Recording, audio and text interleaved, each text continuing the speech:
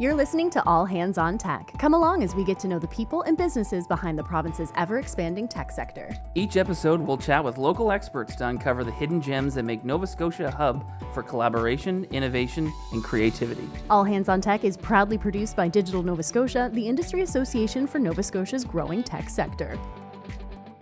Hey, welcome back to another episode of All Hands on Tech. I'm Eilish, your solo host for today's episode, but we are headed across the pond to jump into the world of recruitment with just a little bit of a twist. Humankind Global Recruitment is not just any recruitment agency. They are a specialist consultancy inspired by a profound pledge to connect the global vision of their clients with the personal ambition of exceptional individuals.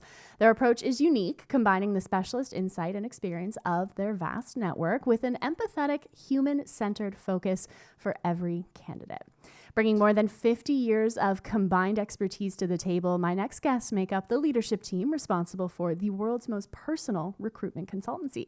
So joining me now from Humankind Global Recruitment is Rick Purcell, Managing Director, and Andy Chester's Recruitment Director. Good morning, guys. Hey, thanks so much for being here. How are you doing? You okay? Thank you. Yes, I am good. I am good. I'm so happy we were able to find time to connect. I know there's a little bit of a time zone difference here for us, so we certainly appreciate you making the time. No, it's our pleasure. It's quite nice at this time of the evening in the office when there's nobody else around except for me and Andy to start down a little bit. Nice. To come up with ridiculous ideas. Doing some of your best work. Nice. I love to hear that. Listen, before we jump on into things here, we do usually start our podcast off with some icebreaker questions that I have not run past you just yet. Are you okay to answer a couple? Give it a go. All right, let's see here. Okay, so picture this. Someone, maybe let's say me, is visiting the UK for the very first time. I've never actually been there. I step off of the plane. You're picking me up at the airport.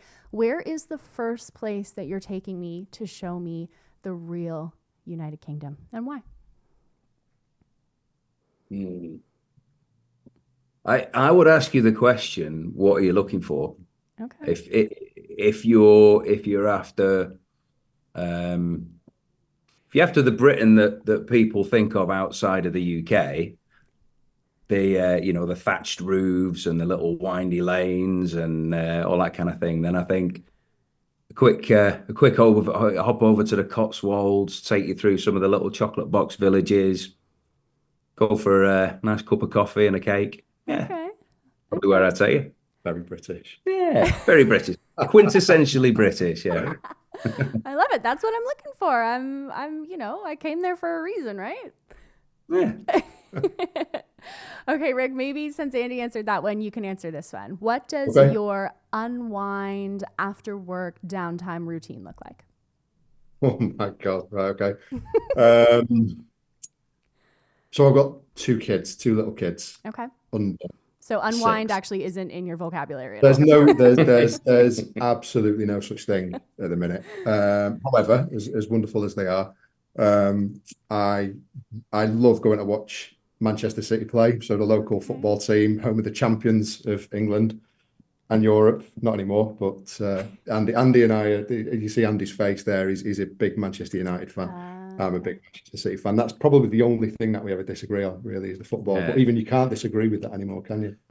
So Struggle to. So my ideal way of unwinding is going with my dad or the kids and watching City play on a Saturday afternoon. Nice. Love that. Unfortunately, I now avoid watching Manchester United given the way that they're playing. So, Okay, maybe this next question is a little less divisive, and I'll get you both to answer this one. If you could open a Humankind Global Recruitment office anywhere in the world, where would it be and why? Okay. Stumping you with this one, aren't I? It is. So based on idyllic holiday destinations, Okay. Yep. which I'll start with, I think probably Koh Samui in Thailand would be where I would go, purely for the beaches. what would you recruit there? Anything he can figure out. Yeah, anything really. There's a lot of Get into the leisure and recreation centre. Yeah, I mean, fishing is a big pastime over there, so maybe I'll focus on that. Well, I think on the business perspective, this is going to sound really cheesy, but we are looking at offices in Halifax, which I know we're going to come to. We will talk about that, yeah. So other than the picturesque Coast Way, it would probably be exactly where we're going to open up an office in the not too distant future, Eilish. Okay. I don't know if our beaches can compete with Thailand. They're pretty nice, I will say. I don't know how warm the water is in Thailand. I can tell you that it's a little chilly here. Yeah, it's probably warmer than both of our shorelines. To be fair, the UK is not much warmer than Halifax, I'm sure. So we feels a little like home when you guys weather. come visit, right? All right, listen, we got to know you guys a little bit. Let's get to know Humankind Global Recruitment. Let's start with the actual founding history. What is your story? Yeah, it's a really interesting one, actually. And I guess personally, and I'll kind of speak for Andy on this one as well. Sure. The idea has sort of been bubbling away for many years, I think, really. But I say the idea, the concept of the business, and I had no idea what I would want the business to be called, but I knew what the foundations were, and it was all really around that. The recruitment is it's always very focused on the transactional element of the role. And the best part of the role and the hardest part of the role is building the relationships. But when you build those relationships and you cracked it, that's the best part of it. That's why I kind of fell in love almost 19 years ago, with the industry. And the concept or the opportunity, should I say, came about with this financial consultancy that we're now a part of. They wanted to expand their service portfolio, and they were looking at areas within HR, L&D, and obviously recruitment being one of them. So I was approached by them, and we went through the particulars, of what it might look like, and came up with the ideas and the concept.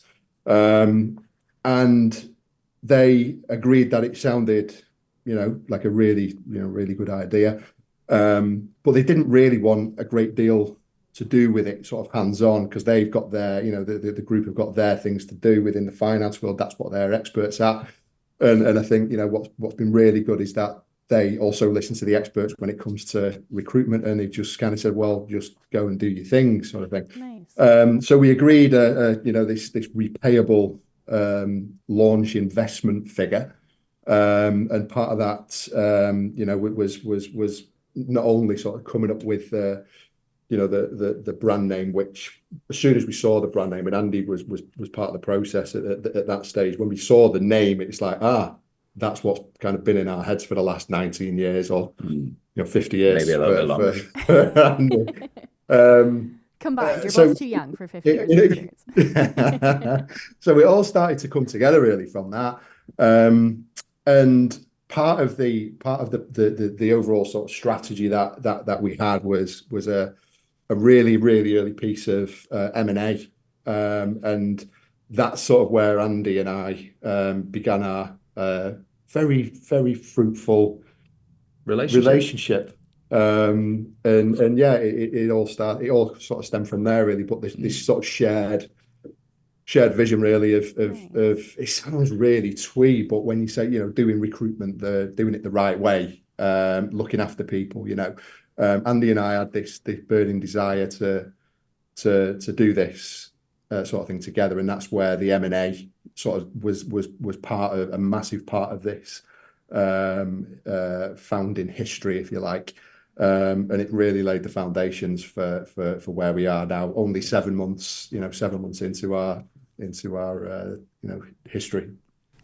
I mean, I think given the expertise and the experience and the years that you both have, 7 months, it's it sounds in the grand scheme of things like a short amount of time, but you guys have obviously accomplished a lot within that time, and we will touch on that in just a second, because you've seen incredible growth in that short amount of time. But first, let's talk about what services you do truly offer when it does come to recruitment. Talk to me a little bit about what Humankind Global Recruitment really does. Yeah, it's. I guess as you expect with recruitment, there's your typical permanent recruitment, freelance recruitment, contract recruitment. We can run that on a contingent basis. In a lot of cases, we'll look to build retained relationships.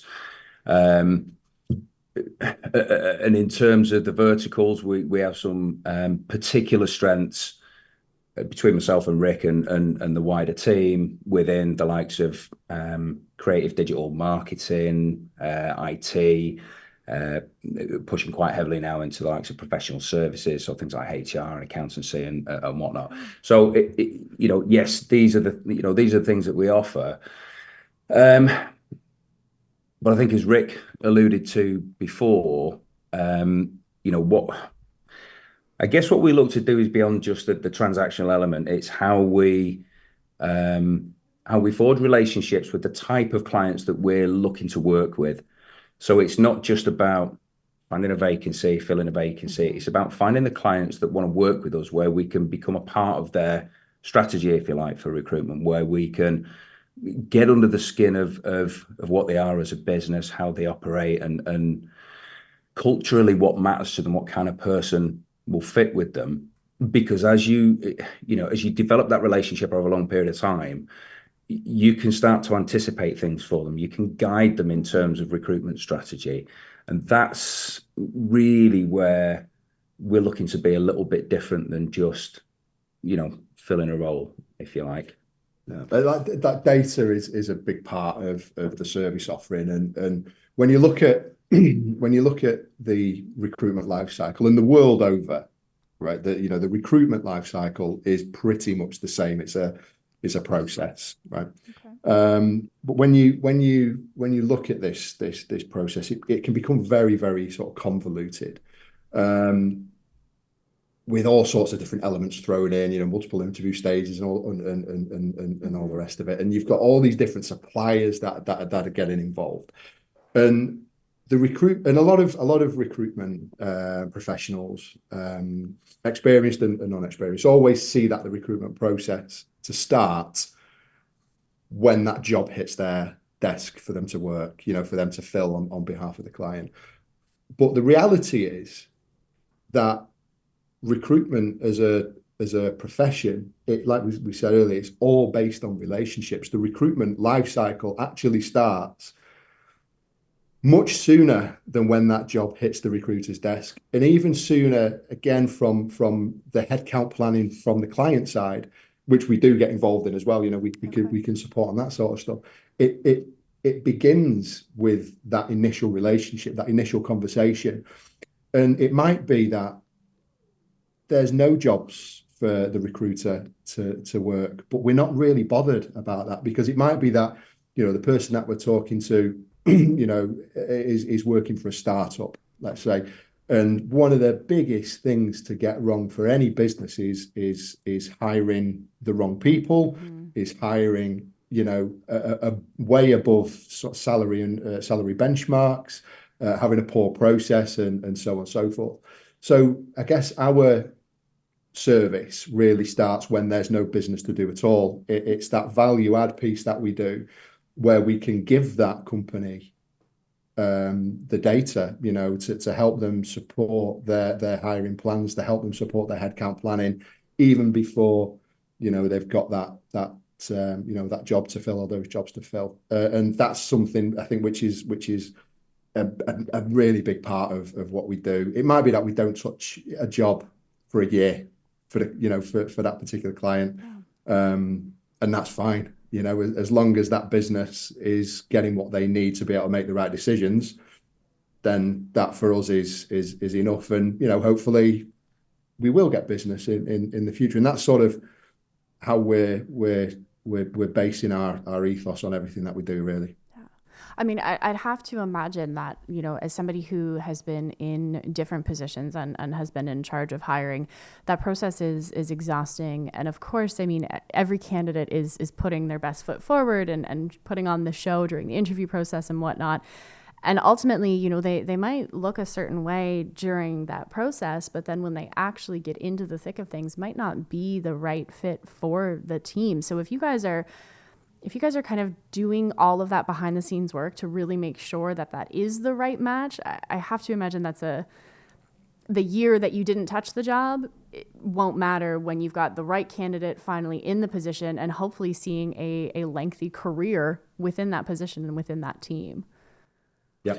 Yeah. I mean, you know, think about it this way. It's infinitely more rewarding when we get the job right. Yeah.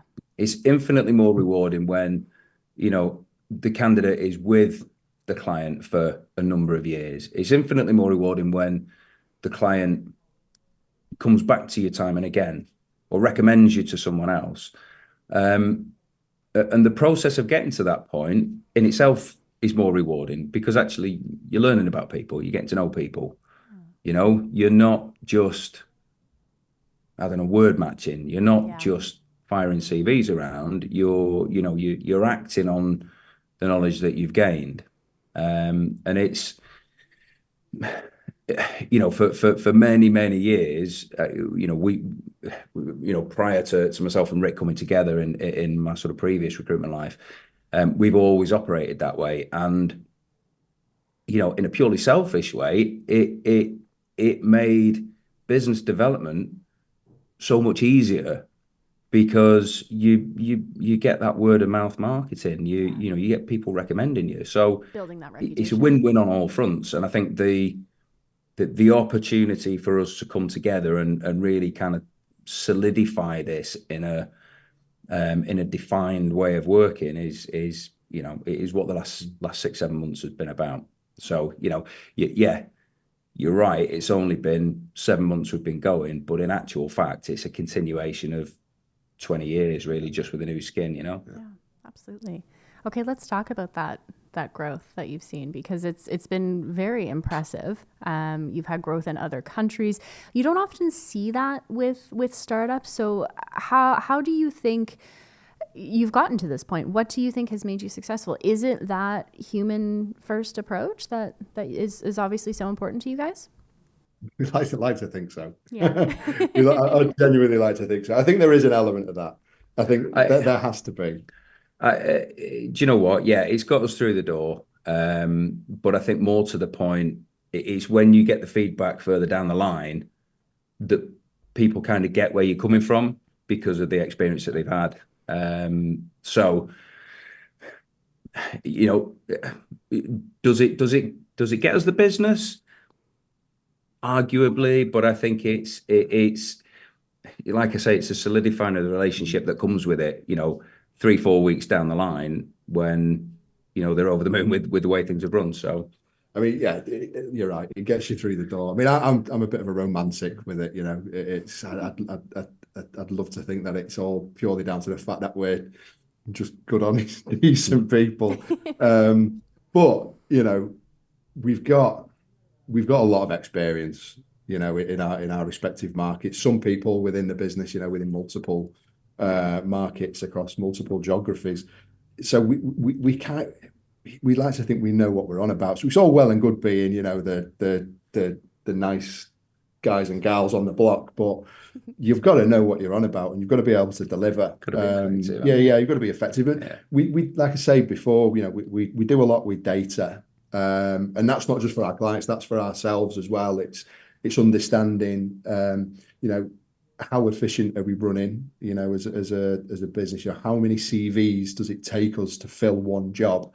And we can sort of dissect that across, you know, a particular geography or a particular client, and all of this sort of information is obviously really useful for the client, but it's really useful for us as well. You know, it helps us identify where, you know, we could have done better, and it keeps us honest. And I think that is the biggest thing when it comes to recruitment. I've worked over in North America, you know, doing recruitment, and the perception of the recruiter is exactly the same in North America as what it is in the UK. You know, there's a generally a poor perception of the industry, and you know, in some cases rightly so. And that's kind of what we're I think what we've tried to, I guess, attack when we started this, and that has contributed, I think, to the success. But I mentioned before about the M&A side of things. The biggest part of allowing us to stand on our 2 feet sooner rather than later was to be able to find a company that had a really good portfolio of existing clients, and there wasn't a huge cost associated with it, and all that sort of obvious stuff that you would look for. But really, when it came down to it, it was Andy and Andy's guys that really, I think we this is going to sound really cheesy, but we kind of fell in love with. And that's kind of what it came down to, really. It was literally there was this meeting of the same ideas and the same mindset and the same beliefs on how to do things and how not to do things. And if we're all honest, we've all done things the wrong way at some point. Sure. You gotta learn. But you either learn from it or you don't. Exactly. Yeah. And I think Andy and I had got to that point in our careers where we'd seen the good, we'd seen the bad, and I guess we've gone with the right way to do it, and we have been doing that for a number of years. And let's not forget, it's a tough market out there globally. It's a very, very tough market. So just good, honest conversations with people, finding out what they need, what they don't need. If they don't need it, we won't provide it. If they do need it, we can provide it. And it's just listening to what people need, rather than telling them what we think they need. It's listening to what's actually going on with those businesses and helping them come up with solutions. And we may or may not be part of those solutions. If we're not, that's fine. If we are, great. We're here to help. So I think those just adult, honest conversations with people with good on old-fashioned sales really has helped us get to where we are in a short space of time. We're like, I think, what we on now? I think it's like 9 countries. I was going to ask, where all are you for those who might not be familiar? Yeah, so as of today, we've just entered our 9th country where we are supporting clients with their roles that they've got, and/or talent optics, whatever it might be. But we're obviously the UK. We're in Canada, obviously in Halifax. But in other regions within Canada, we're in Montreal. We are in South America, so over in Costa Rica. So we're doing business in Costa Rica at the minute. We've got Malta, Spain, Dubai, Lithuania, and as of today, South Africa. Wow. So we are, we're quite shocked, really, at how quickly we've been able to get around these different countries and also be able to solution some of the things that are going on within these particular regions with some of the partners that are experts in sort of employment law and tax law within the particular regions that we're in. So yeah, it's been a bit of a whirlwind really. An exciting whirlwind, I hope. It'll be more exciting when we get to go and visit them all. Okay, that was going to be my next question. What's the deciding You'll need to get your passport. Yeah, you might need to. We'll talk about why you need to get your passport updated in just a minute because of the fun stuff we've got coming up here in Halifax. But before we get to all of that, we still have a few more questions. We got to save the good stuff to the end. When you're talking about that need, and of course, I mean, right now the job market is so tough out there. So, as a recruitment firm, who do you consider your target demographic? Is it those who are like on the recruitment side that are, looking for, employees, or those who are looking for employment, or is it a mixture of both? No, I think I'd probably flip that on its head a little bit, because ultimately you can't have one without the other. Fair. There's no two ways about it. For me, or for us, I would say it's more about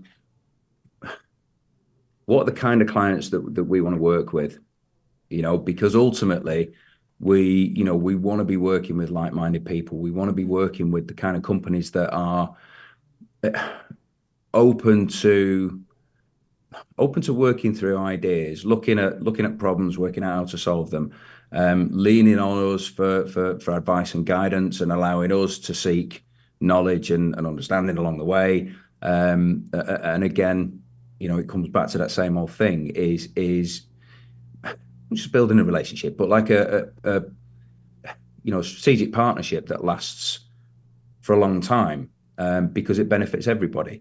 And I think, as Rick said before, in recruitment, as in any walk of life or any kind of business, you strive to get it right every time. You're not always going to get it right, of course, yeah. But the difference is what you do if something doesn't go right, and it's have you got the kind of client that will work with you to reframe what it is that you're looking at, and vice versa. And I think they're the kind of clients that we've had most success with over the years. So for me, it's not about the demographic of the candidate or client in terms of regionally or skill sets. It's about finding the right the right coming together of people, and then we can find whatever skill set companies are looking for. We can help candidates find roles that are right for them. But we've got to get that piece right at the beginning, mm-hmm. that enables us to do the kind of work that we want to do, It's probably going to come across as a very simplistic question, but I mean, obviously it's a very human first approach to everything that you do, which I definitely appreciate. I think it's really great, but why is this so important to you guys? Why really, push for that connection, for that relationship? Because I have to imagine with, an employment market like what we have, you could be successful without worrying about that. I don't want folks to. I would like to make that very clear. I want folks to be, concerned about still staying human about it all. But why is it so important?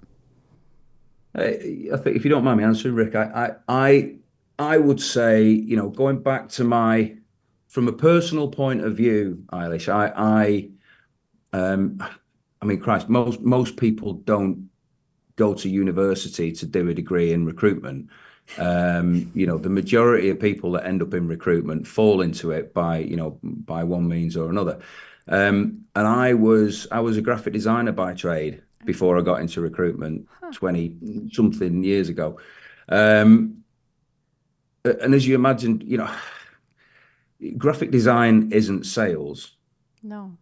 So, I came into a world that was, in recruitment. I happened to go to the agency I ended up working with for 20 plus years, who specialized in recruiting for graphic designers. I went there looking for a job as a graphic designer somewhere else, and came out with a job as a recruitment consultant. So I had to find my feet quite quickly. And what I realized was that there were certain people that didn't really care about the people they were talking to. Yep. But because I wasn't of that nature, I kind of struggled with it for quite some time. Sure. Is this the right career for me, and whatever else? And what I found over a period of a few months or a couple of years really was that actually, do you know what, you can do it the way that's natural to you and still be successful. And actually, in the process of doing that, you give people a good experience along the way. And there's a lot of reward that you get from simple gratitude from people thanking you for doing a great job or whatever. So really, it's that's been at the core of me staying in recruitment and building the career that I've had in recruitment, and ultimately it's that's at the core of what we're doing and how we do things now.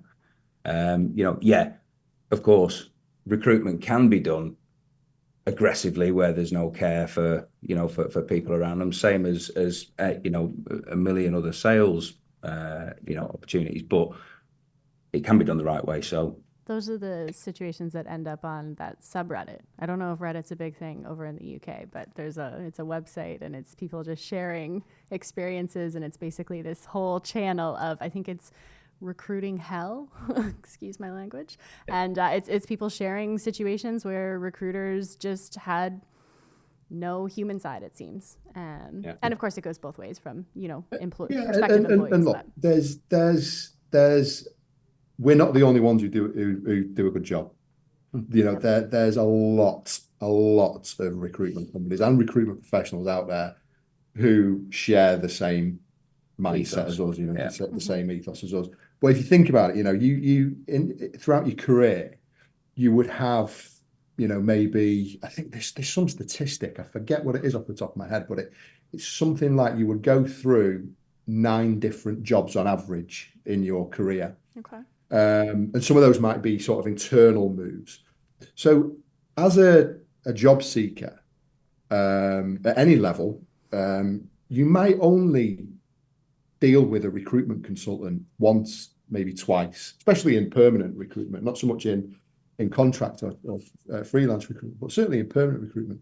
You only need one bad experience, and that is your perception of the whole industry. Yeah. And people will shout a lot more about the bad things than they do about the good things. That's a natural thing. So that's why you see that, on these websites. Of course. We're not here to sort of change the world of recruitment, because the recruitment industry, I think, is undervalued. And there are some really good professionals in the industry. I think what we're here to do is do what we believe, not what anybody else says or believes, or whatever their business model is. That's completely fine. We're here to do what we want to do, and to offer our experience to the job seekers. And if we manage to change that perception for 1 or 2 people along the way, then that's an added bonus. That's a bonus. I'll take that. Yeah. Well, I mean, obviously you're doing something right with this approach. 9 different countries, including Canada, including your recent expansion into little old Nova Scotia, right here in Halifax. Tell us a little bit about why here? Why the I mean, I know why, because we're the East Coast and we're great, but what's the actual official reason?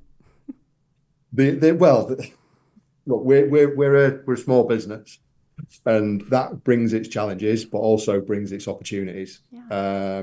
And we came across, we won a client in Montreal ultimately. And obviously we're in the UK. So to service that client in Montreal for us in the UK was starting to become a little bit tricky with the time difference. And, Sure. We've all, I think pretty much most of us in the office have got families, and we don't want to have the work impede on that sort of family time. And then out of nowhere, it was honestly out of nowhere, I got this CV in my inbox, and it was for one of our now principal consultant in Halifax called Kelly Burgess.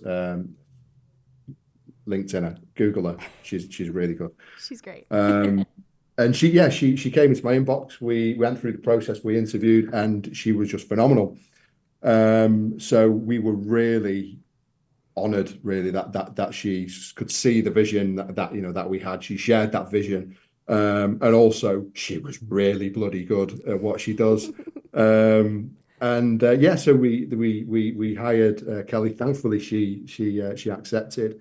And what that then allowed us to do was realize that obviously we've got this client in Montreal, we've got this person now in situ in Halifax. What else does that allow us to do? So that really sort of freed up this whole time zone for us that we just weren't really able to service properly from the UK. That's really the starting point for Halifax. But then, as you're then starting to look at what next, where we could obviously, we moved into Costa Rica, which Kelly is servicing from Halifax. Okay. I think there's a lot of similarities, I think, between Halifax and obviously we're based in Manchester in the UK. It's that industrial city, with the good, honest workers, with a good ethic, and that sort of came through when we spoke to Kelly. And the amount in Manchester, we had a huge influx of tech businesses and marketing businesses, broadcasting businesses coming up from London, and we saw a huge boom in Manchester. And as we've been going through this process with Kelly and start focusing a little bit more on what's going on in Halifax, obviously you guys have been going through and are going through a very similar thing. Yes, very much so. So that then sort of presents itself with another opportunity. Then it's like, right, so we might be separated by, the small matter of the Atlantic, but we're very similar in our outlook on things. We're going through a similar, both cities and people are going through similar sort of growth within the areas. So then you look at who else is doing what we're doing in Halifax. And again, we sort of noticed that there's potentially a little gap in the market there. And when you look at, us as a business from a startup point of view, with the number of startups that are in Halifax at the minute, but also there's a ton of startups moving to Halifax from other areas. I think that there's something to be had there, and that was another reason which then sort of solidified the next step of how do we grow within this geography. Okay, well then that does of course lead me to my next question. You know what I was going to ask. We've got one employee here so far. What does that future look like? Are we looking at opening an office, hiring further? Should I be telling people to, pull a Kelly and send some cover letters your way or what? Absolutely. Good idea. Absolutely. No, yeah, we are going to be hiring. We're on the lookout now. We've not officially advertised anything yet, but yeah. We are going to be in the market for new people to work alongside Kelly. We are looking at office space in partnership with the group that we're obviously a part of through the investment. So yeah, in sort of partnership, we are looking at office space, and we're all very excited about it. We haven't found anything yet, but we've literally only just started looking over the last week or so. Well, that's really exciting. I think a potential really great way for folks to maybe come and meet you guys would maybe happen to be at the member mixer that you are hosting with us later on this month. Super exciting stuff. We love our member mixers here at DNS. They're always a really great time, always really good food. Got to get that plug in there too. Tell us a little bit about, the event. Why this has been something since, my time at DNS. We've kind of overlapped that you guys became members and I got on. And this has been something you guys have been really pushing, that you want a presence here in Nova Scotia. You want to actually meet with people. So you're traveling all the way in. Tell us a little bit about, what you're hoping for from this event and why this need to actually have a connection here too. Yeah, look, we're over for a few days at the sort of mid-September. A number of reasons for coming over, obviously business on one side, but also, looking at office space, perhaps meeting people if we've got good options for hiring. But of course, as we said before, it's all about people. So, thanks to you guys and giving some guidance on the kind of events that go down well over there. We were looking for something that would give us an opportunity to just get amongst people and just have conversations.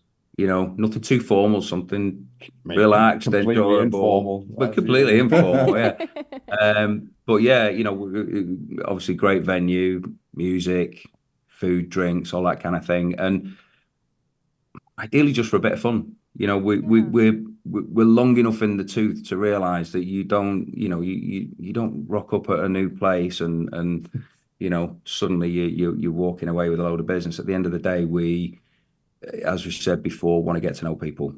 We want to get a feel for what people need, what companies need, what's missing, and is there are there any sort of holes that we can plug in that sense. So for us, it's just getting to know you guys. Well, listen, we are so excited to get to know you guys further. I know we've obviously connected a lot in the planning for our member mixer in September there, but it's been really great getting to know you so far. I really do appreciate this real human side to what it is that you do. I think that just in everything in life, we've as a society managed to kind of get away from that a little bit more, just with technology and whatnot. It's great. Obviously, it's what we do at Digital Nova Scotia, but it's really nice to see that behind the scenes, behind the technology, there are people first, and you guys are a really great example of that. So I appreciate your time. No worries. Likewise. Cheers. Okay, guys. Thank you. Safe travels when you come across that pond to come see us for that member mixer, but we'll connect well before that. Indeed. Brilliant. Thanks, Eilish. Thanks, guys. Cheers. Take care. Recorded by This Is Marketing, unblanding branding since 2015.